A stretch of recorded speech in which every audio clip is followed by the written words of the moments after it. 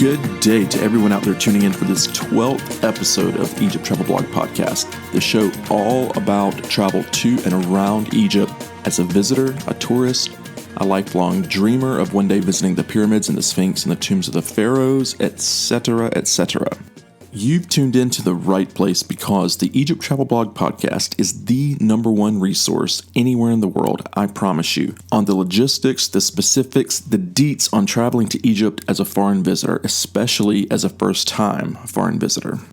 Those of you who listen to the show, and especially those of you who follow up and communicate with me by email to get specific recommendations and advice about your upcoming trips to Egypt, you all know by now that I publish EgyptTravelBlog.com and do this podcast because I love Egypt and I love being in Egypt and traveling around Egypt, and I love sharing what I know about Egypt with others who want to go there too. So I have to tell you, until recently, the only real idea I had about the volume of people playing and downloading and tuning in repeatedly to these episodes came from the emails I received from listeners. I receive quite a few emails every week, and I personally respond to every single one I get. But I've never really been interested in following up or checking stats for the podcast. I think I looked a time or two last year and was pleased that by then a few hundred people had started downloading it and getting some benefit from me sharing all this knowledge and experience with you. However, I have to tell you that last week I logged into the show's hosting dashboard because I have a few other podcasts that I do too, and I was looking into consolidating the hosting into just one account, and holy Moses. I was really kind of blown away to see how many people were listening to this podcast, and on a pretty regular basis too, it seems. And what really blows me away even more is that this is obviously such a niche topic area. I mean, it's not a general show about history or even Egyptian history or society and culture, although I certainly do cover a lot of that on the show simply because it's usually quite relevant to traveling to and exploring Egypt. And the emails I get from listeners obviously are specifically about this too, these are people who have either come across the Egypt Travel Blog Podcast on Apple Podcasts or in iTunes, or more likely who were specifically searching for information about traveling to Egypt to get recommendations and help in planning their upcoming trips to Egypt. And that just really warms my heart because, as I'm sure everyone knows, Egypt has had such a rough go of it over the past 8 years. And the enormous numbers of people who rely on the tourism sector there, they've really struggled and gone without because of events really out of their control. And it really has been perfectly safe to travel to Egypt and explore and enjoy this country for quite a long time now, yet generally the country's reputation is still that it's dangerous, or at the very least it's an edgy place to travel, and it's really not. It's really not. It's perfectly safe if you do your homework and heed advice, and if you're there with people who are looking out for you and know what they're doing and trying not to rip you off. So anyway, I just wanted to take a moment at the start of this 12th episode to say thank you for tuning in. Thank you for doing your homework on travel to Egypt and traveling smart and safe, and thank you for your interest in visiting Egypt and ignoring all your friends and relatives and colleagues who probably think you're crazy for wanting to go there. You're not, I promise. They're crazy for thinking you're crazy, and you're going to have an amazing time in Egypt, and they're going to regret not going there with you. So there. Actually, share this podcast with them to ease their minds a little bit, and maybe they'll join you too, or at least follow behind later and visit after you if you don't want them joining you.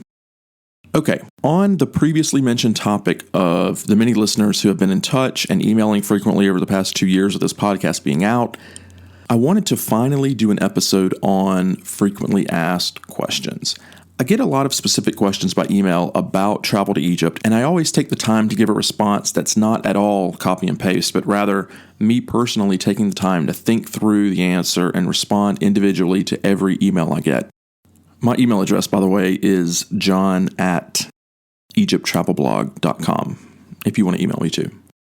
But sometime last year, I decided to start making notes on the questions I get, either frequently or infrequently, but which are nevertheless really good questions to which I thought others may benefit from hearing the answers also. So I have a list here today of some of the most common of those questions that I've responded to over the last year or so, and I'm going to go through each one of them and share those in-depth answers based on my own experiences all over Egypt over the past 15 years. So let's just dive right into it and start talking about some of the most frequently asked questions to yours truly and the Egypt Travel Blog Podcast about travel to Egypt. So here we go. Okay, first topic, is a frequent one, and that's guides. A listener who's also named John emailed me about helping to plan his 2-day stopover in Cairo en route to somewhere else. And he actually asked me a few questions in his email, which he took the time to bullet out and which I answered in lengthy bulleted form in turn. But the issue that was frustrating him the most was about picking the right guide to go with for his very short stopover in Egypt. Here's his specific question about guides. He says, I'm looking to hire a private guide and driver for my entire visit. I reached out to probably 20 guides via TripAdvisor, and their responses have ranged from mediocre to, and he puts in quotes, wow, they did not even read my email. Is there a private guide you recommend or a service? And previously he opened his email by saying, first and foremost, I absolutely love the podcast. I stumbled upon it last night when looking for a podcast on Egyptian history, and I listened to all 5 episodes. So his was obviously last year when there were only 5 episodes out. And he says, this is precisely what I needed to plan my quick 48-hour stopover in Cairo next month. So he's obviously just going to be there for a very short period of time, just 2 days. And he wants a guide just for those 2 days. Then he went on to ask about a range of issues from hotel recommendations to itinerary structuring, and finally to picking a good guide, which was the question I just read, or the part of the email I just read a moment ago. And as I mentioned, this was obviously the most frustrating part of all of his research for him. Now, okay, I've talked quite a bit about guides in some earlier episodes, and I'll probably continue to talk more about them from time to time because the guide you either pick yourself or who you end up with, if you're just randomly assigned one by a tour company, can seriously make or break your trip. If your guide is wonderful, you'll remember him or her for the rest of your life. If they suck, you'll not only remember that too for the rest of your life, but it'll ruin your experience while you're actually in Egypt, trying to see and do the things that you've waited a lifetime and traveled thousands of miles to come see and do. This really is a critical decision for travelers to Egypt, and there are really a lot of low-quality guides out there, in all countries actually. They might speak English, or whatever your native language is, with a super thick or super hard to understand accent, or they might not have language skills advanced enough to be able to express themselves well enough to get their points across. But guides in Egypt have pretty strict standards for education and a knowledge base about Egyptian history, and naturally there'll be fountains of knowledge on modern Egyptian history and society and culture. So there usually isn't that much of a knowledge differential between the thousands of guides in Egypt. And the police and the guide syndicate, which is like their national union or their national association, are pretty strict on making sure that people who aren't licensed guides are not out there trying to pawn themselves off as guides. That's a strict no-no in Egypt, so you don't really have to worry about running into that as an issue. I'm sure it happens, but it's rare. The bigger issue with guides is their quality of performance, their personality, and their language ability. And the differences on those 3 and a few other key variables can be enormous. Before I actually worked in the international travel industry, when I was living in Egypt for the first time, I hired a number of guides myself and with friends to take us around to various sites more efficiently sometimes than we can do on our own way back then. And even after I learned my way around Egypt myself and had friends come to visit me there, I would often still hire guides just to enhance their experience, and so I wouldn't have to do so much talking and explaining myself, really. But even later, while working in the travel industry in the Middle East, and especially in Egypt, I've worked with and employed many local guides over the years, so I've seen the entire spectrum of guides in Egypt. Trust me, there are some that are absolutely phenomenal ones. Some have even become really good friends, to the point where my parents used to send them more holiday gifts and they would send me and vice versa. But the flip side of that is that there are also some really bad ones, even some really bad licensed ones. And there are a whole lot of mediocre ones in the middle who can also make the difference between a really great visit and just a mediocre visit. Now, you can afford mediocre visits to places that you know you'll be back to in the future. If you have a meh visit to the mountains or to the beach or to London or Mexico, chances are you'll be back a time or 3 at least in your lifetime, right? For most people, they only do Egypt once. And even if they do it more than once, they usually hit the biggest wonders on the first trip and do other things on subsequent trips. So that's why I stress this so much in this podcast. Things like which guide you pick, which hotel you stay in, because, by the way, the majority of hotels in Egypt range from mediocre to Bates Motel also. Let's see, which tour or travel company you go with, if you're getting your logistics handled for you or going with a group, things like that. You don't want to leave it up to chance and just roll the dice with your or your family's experience of a lifetime in a place like Egypt. All right, so listener John, who wrote this email, is already doing his homework, as we can see from his question here about guides. And he's doing some Googling, and he's trying to use TripAdvisor to look for guides and reaching out to them either via message or by email. Okay, let me just say this as a quick side note. TripAdvisor, by the way, is also not something you want to be using to research a trip to Egypt. I've used TripAdvisor in the past many times in various places around the world just to get some basic information and as a starting point, really. And honestly, it may be fantastic in other destinations. In my experience, it still hasn't been. But I can tell you 100% that in Egypt, it is absolutely not a resource that's going to give you much of anything worthwhile. You know, in previous episodes, I've pulled up the TripAdvisor quote-unquote top 10 list in places that we've been talking about and showed you how they've included some pretty sketchy and nasty places in what's supposedly the creme de la creme there. Now, don't get me wrong, I'm not criticizing listener John here for having started with TripAdvisor, and I'm not knocking it in other places around the world. It may be great. I really don't know how it is for Paris or London or Hong Kong or Buenos Aires. I can tell you, though, for Egypt, it's not trustworthy. Now, with that said, just from my experience, you can also see here that it's validated, again, for Egypt in what John has written here in his email. It looks like he's really gone all in here and doing his research and trying to find a really decent guide to hire for his 2 short days there because he knows he's going all in. He's going to have to see the pyramids, the Sphinx, tour Cairo, and he only has 2 days to do it, and then he has to skedaddle. So just to repeat from his email earlier, he said, I reached out to probably 20 guides via TripAdvisor, and their responses have ranged from mediocre to, quote, wow, they did not even read my email. So my response back to him by email was quite lengthy and was bulleted out to specifically respond to all of the things that he was asking me about for his upcoming trip. But here was my exact response back to him about the topic of guides. I said, yeah, I hear you on that big time. The quality of guides in Egypt is a huge problem. And what most people don't know is that even if you find a good one who can communicate well, many of them are in on several scams too, where they take you to certain shops and are getting a cut of everything you buy, and the pressure is on. The myriad ways in which many will try to scam tourists, knowing there will be no accountability after they leave because they're probably not going to return back to Egypt, is horrendous. So I'd say 2 things on this. First, even the ones who don't have great written English may still speak it better than they write it and can still be good. Because remember, he said he had received quite a few crazy responses. Just continuing in what I wrote back to him, it's just very hard to tell by email. And second, going with a tour company or service to pick your guide can be hit or miss. Obviously, they'll be selecting one for you, so this person could suck or be excellent, and it's just like flipping a coin as to who's available and who they call. Then I went on to write, I'd be happy to connect you with a few guides in Cairo that I know personally and who I've worked with before and trust.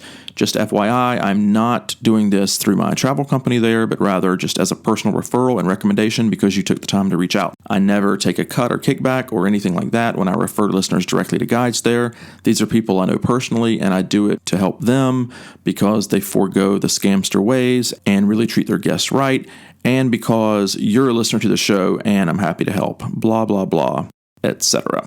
So that was my actual response to a listener email asking about help with picking a guide on his trip to Egypt. Okay, on to the next frequently asked question from another listener. Now, if they're frequently asked questions, then obviously these aren't the only emails I'm receiving on these topics, but just one within the topic that I've randomly selected to help illustrate the question here. So another topic I get asked a lot about is safety. And I know I go on and on about how perfectly safe Egypt is, despite the occasional, and I do mean rare, incident. But take my word for it, I see American and European media too, and I have family and friends back in the States who are concerned about me traveling all over the developing world too. And as a result, I get it. I think these are totally valid questions to ask. Most of us wouldn't know if a place like Egypt was safe unless we've been there ourselves to see and experience it, or if we heard in detail from someone we trusted who had been there and knew that it was and said that it was a safe place to visit. So I understand the frequent questions on this, and I just want to let everyone know, even though I harp all the time on how safe it is, I totally get and understand why people have this question, and I think it's a completely valid point to continue to ask and wonder about. So I'm always happy to continue to talk about it and continue to answer emails about it, including this one. So last summer, I got a specific email from listeners Nate and Jesse about this topic. And I chose this email in particular to highlight on this episode and talk about because in it, they actually say that they did ask someone they trusted who knew Egypt, but they still weren't sure. So here is their email. They say, "Hey John, we discovered your podcast while planning a 4-month trip around the world, part of which we're planning to spend in Egypt exploring the area for a week or more. We've recently been hearing of more and more travel warnings for Westerners traveling to Egypt, and one friend who is married to an Egyptian man said they have decided not to travel to Egypt this year, even though they go every year, due to concerns about her safety. What are your thoughts about this? We actually plan to spend 2.5 weeks overall seeing Jordan, Jerusalem, and Egypt. We are now rethinking this entire leg of our trip, much to our disappointment. We look forward to hearing from you, Nate and Jesse." Now, see, this really perplexed and concerned me a little because they say they actually have a friend who is an American woman, but who's married to an Egyptian man. So presumably she had been there before, and I'm assuming that she means he grew up there and is Egyptian, and not just he's of Egyptian descent but never lived there. So in my mind, at least, I'm giving her friend credit for also being a trusted and knowledgeable and experienced resource.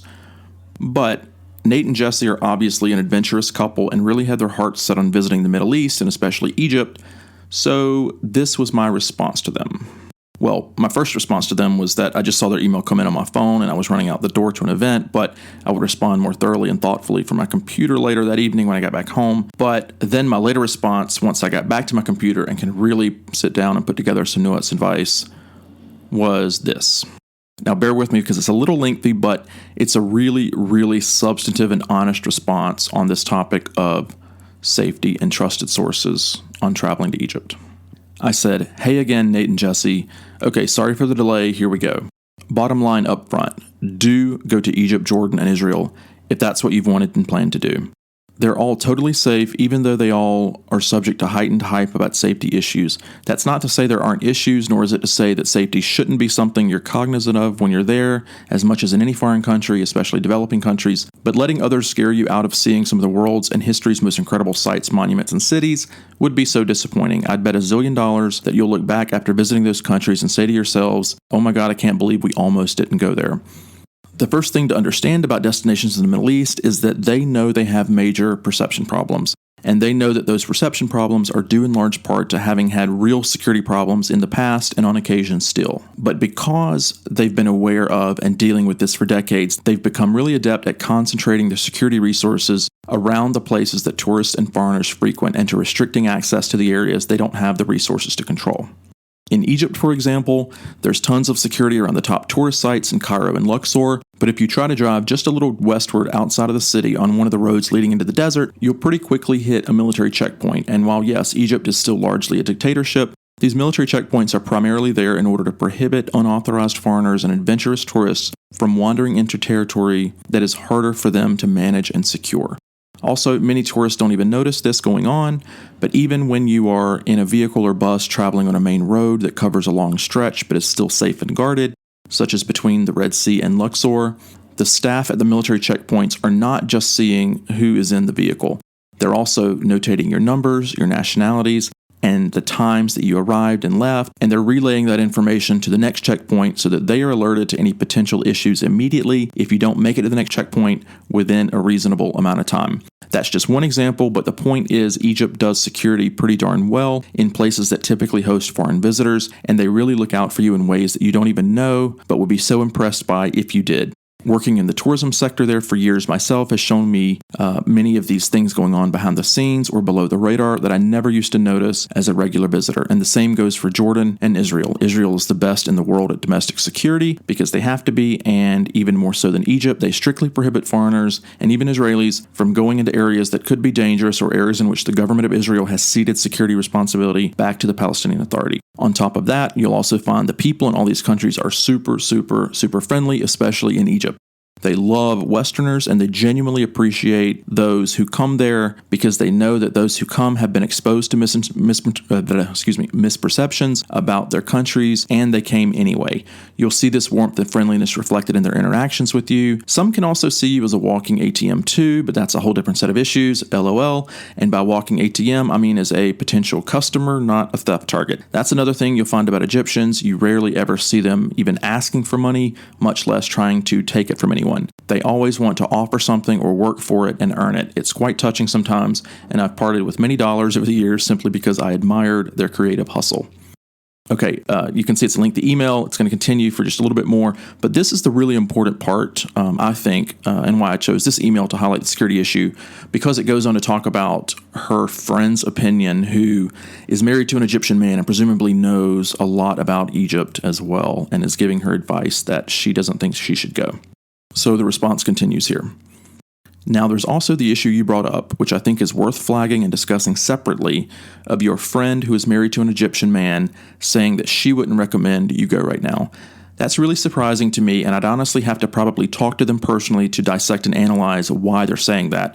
But I would venture to bet that if you polled 20 people in her situation, in other words, who are married to a local, and assuming she's lived there too, she would probably be the only one out of 20 to say that. Now, I will say that an assessment for living there is totally different than an assessment for visiting there, and she may be merging those two things in her mind when she recommends against it.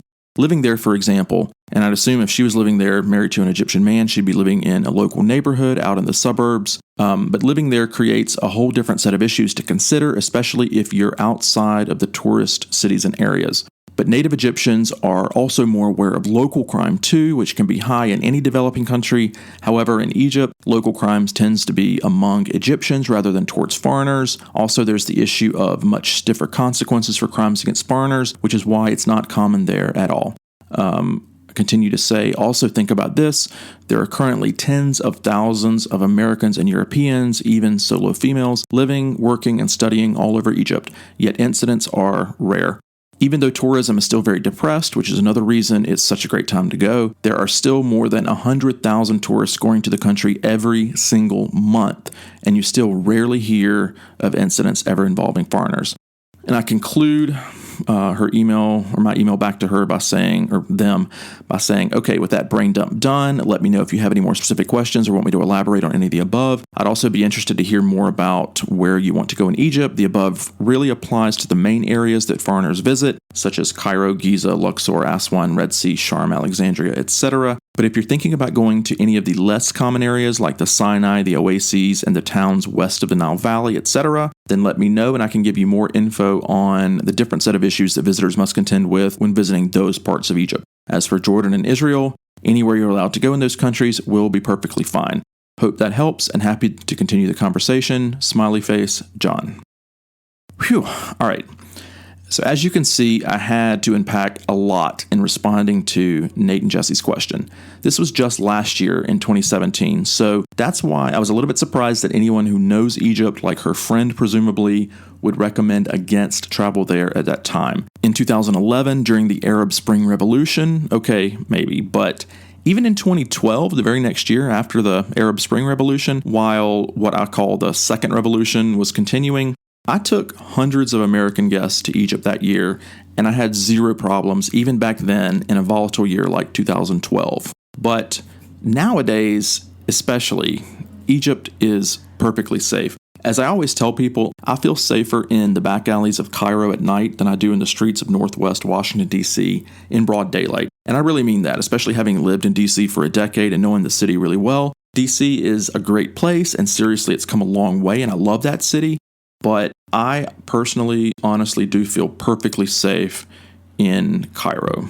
Now, with that said, I probably wouldn't walk around any city at night alone if I were a solo female, but I think everyone understands that to be a general personal safety issue in any city in the world and not something unique to Cairo or Egypt or the Middle East.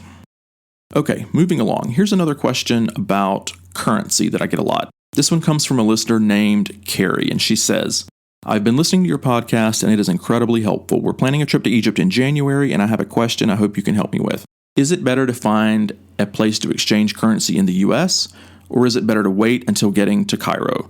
If Cairo is better, where do you suggest we make that exchange? I have been looking for this answer, and many people recommended waiting until Cairo because it is not easy to find the Egyptian pound in the US right now. Thank you for your help, and thank you for the useful information you've provided on the podcast. I'm sure I will listen to them all again before we go. Carrie. All right, very good question from Carrie. Everyone wonders about cash and card issues when they travel, and Egypt is no exception. But even as far back as 5 or 6 years ago, I wrote an article for HuffPost Travel about this topic called Cash versus Card in the Middle East, which I think was later rerun and got retitled something like Using Plastic in the Middle East. But the original title that I wrote was Cash versus Card in the Middle East, and I was really talking about Egypt. So even then, I was advising people, and they were readers back then since I didn't host the podcast yet, that ATMs are quite ubiquitous in urban Egypt and even suburban Egypt, and that there's no need at all to get Egyptian cash before coming to Egypt, or no need for bringing gobs of American dollars or pounds or euros over to Egypt to exchange when they get there, because they're going to get clobbered on fees, and it's totally unnecessary these days. So I'll tell everyone here, just like I told Carrie last year, and just like I told my old Travel Columns readers years ago, you're totally fine getting your Egyptian cash in Egypt from an ATM after you get there.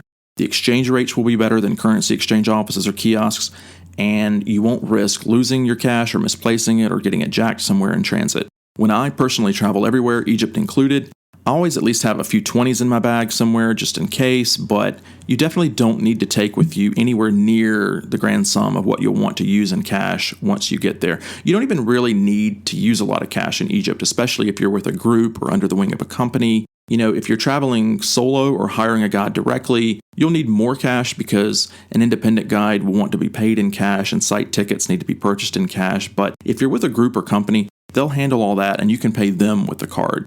But if you do need cash in Egypt, just withdraw it from an ATM once you get there. Bam. Okay, one more frequent question and then we will wrap up. This next email came from a listener named Holly. And it was another one that asked for advice and recommendations on a bunch of different topics related to her upcoming trip to Egypt. So I'll read the email she sent, but then for my response, I want to focus in on one of her questions about Nile River cruises, because that's another topic I get a lot of inquiries about, mostly because listeners know that in the past, I haven't been a huge fan of them, and I'm always happy to explain why.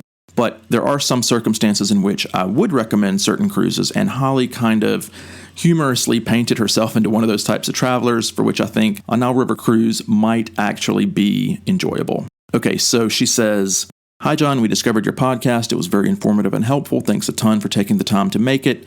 Best source we've found. My two sisters and I are planning a trip to Egypt in December and January. We are in our late 20s and early 30s, but we really don't party or drink, so it's not really important for us to be traveling exclusively with people our age.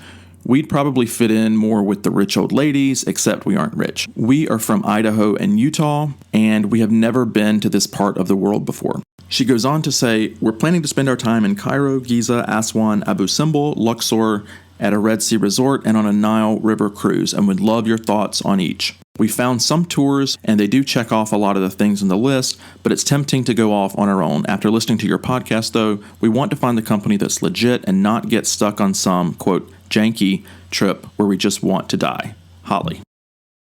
Okay, so obviously she asked for advice and recommendations on a lot of stuff about Egypt. It actually took me about a week to get back to her, but when I did, I sent her, I kid you not, I did a word count on it again just to make sure I was remembering right. I sent her a 5,053 word response covering all of her questions and requests for advice and info. Again, there's no way I'm going to cover that whole response here, but I'm just going to focus in on the part about Nile River cruises. But real quick before I do that, I thought her response back to me was actually quite funny. When she got that 5,053 word email back from me, she responded and said, "John, wow, you're amazing. Initially, we didn't want to take up much of your time, so we tried to do our homework beforehand and try to keep the questions simple. When I read your response, I thought for sure at first glance that you had just copied and pasted all of that from a frequently asked questions post or something. Then I read through it all and I was touched because I realized it was all personalized to exactly what I was asking about. Haha, seriously, thank you in all caps. You're welcome, Holly. And then she went on to send me another long set of follow-ups. So we went back and forth for a while until I had all of her questions answered. But here's what I said back to her in that initial response email about my thoughts on Nile cruises for her. I said, regarding the Nile cruise, I'm not a huge fan of them personally, but they are suitable for some people. First of all, they tend to be very jank. I love that word, you can see. While there are some nice Western standard hotels in Egypt, I can't really say the same for the cruise boats. There's usually one or two operating at any given time. That's an okay option, but it's hit or miss most of the time with them, and they switch out the boats often and just rebrand them because there has been such a huge surplus of them for about 10 years. So as you can imagine, the upkeep hasn't been the best, and they're not always populated nowadays, so staff and owners usually skimp on quality on the ones they operate. With all that said, I'm sure you can find one that's quote-unquote decent for Egypt if you decide you really want to do a boat float there. But you do spend a lot of time floating down unremarkable terrain, sometimes wasting a whole day to get to one site. It's nice and relaxing at first, but becomes a little boring after a day or so. If you're wanting to relax and kick back while you're there, it can be a worthwhile option to get you to a new place while building in some chill time into your itinerary. Just keep in mind that they only operate in the south between Aswan and Luxor. You usually can't cruise between Cairo and Luxor. So that was my response back to Holly, or part of my response, on the topic that I get asked about a lot, which is Nile River cruises.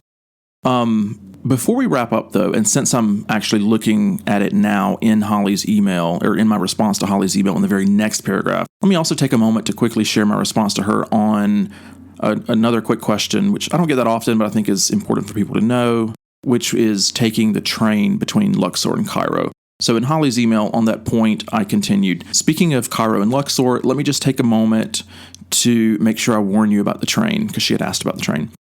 Try not to take it if you can. It's very tempting when you're on a budget because you can do a sleeper car and it's cheaper than the plane and saves you a night of hotel. But unless you're really into the backpacker or hostel lifestyle, even the sleeper car is quite noisy and uncomfortable. It's hard to get a good sleep on it because of the motion of the train, the noise, the frequent stopping and starting throughout the night. And the cabins only sleep two. So if there are three of you, someone would have to get a whole nother one for herself. Flights between Cairo and Luxor are pretty cheap and only an hour and just so much better of an option. Trust me, it's totally worth splurging a tiny bit over the cost of a train ticket just to fly between those two cities.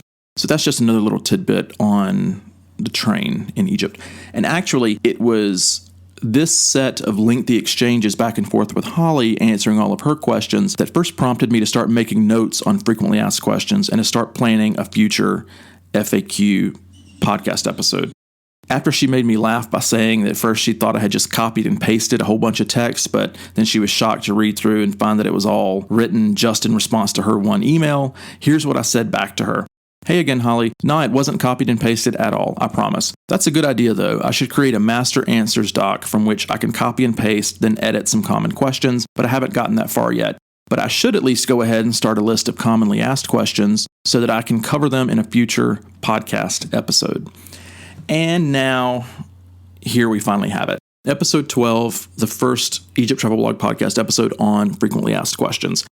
There's a lot more I could cover because there are a lot more common questions and topics that listeners email me about for thoughts and advice and recommendations, but I'll have to do another episode later down the line with some more of those so that we don't go on and on here for as long as it took to build Karnak Temple. And does anyone remember the answer to that from the second episode of the two-parter on Luxor? I won't tell you here. You'll have to listen to that episode to find out because trust me, it was a really long time, but I promise I won't be that long before you have another episode of the Egypt Travel Blog podcast popping up in your podcast app. And I'm also excited to share the news that the Egypt Travel Blog podcast is also now on Stitcher Podcasts and will be coming very soon to Spotify and Google Podcasts. So I'm excited to see all of this info get shared with those who do their podcasting in other digital music and content services like Spotify and Google.